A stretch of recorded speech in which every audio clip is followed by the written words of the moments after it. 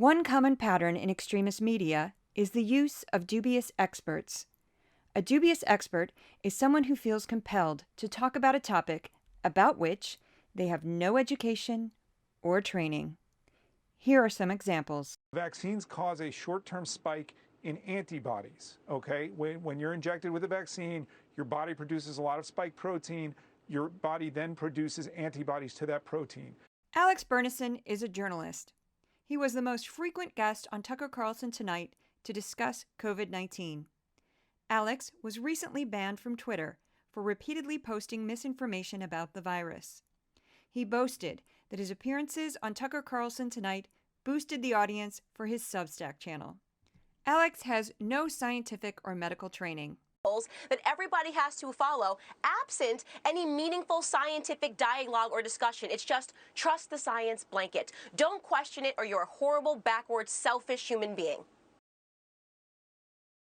Candace Owens is a conservative pundit. Owens is a frequent guest on Tucker Carlson Tonight. She will discuss any topic, anytime, despite the fact that she often has no expertise on the subject.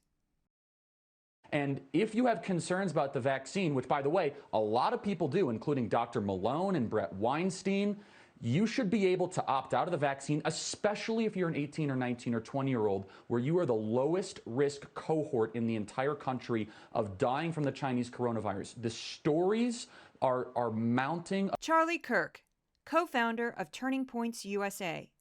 Turning Points USA is an organization that advocates for conservative values on high school, college, and university campuses. Kirk's co-founder and mentor, Bill Montgomery, died from COVID-19.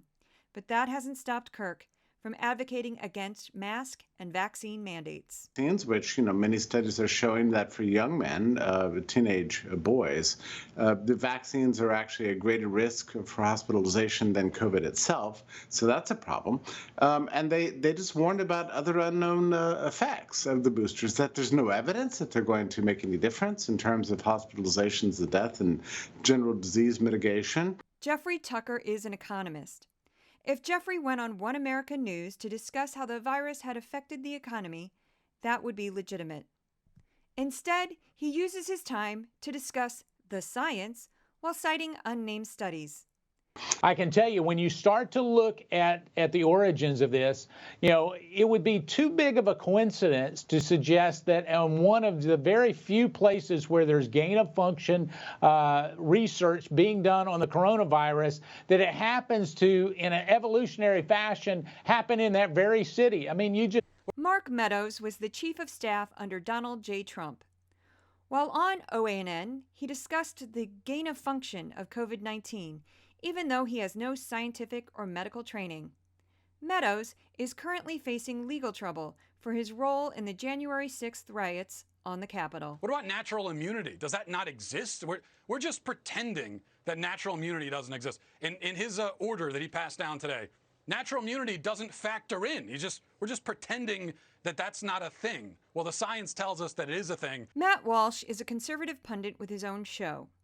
Walsh will talk about any topic at any time, despite not having any expertise in any subject except talking. Doctors warn the number of victims will continue to grow as Americans take part in the largest gain of function experiment in the history of the world. Pearson Sharp is a journalist at One America News Network. Most of the disinformation at OANN about COVID-19 comes from Sharp's extended segments about the disease. Sharp has no medical or scientific training, but he did study creative writing and enjoys writing science fiction.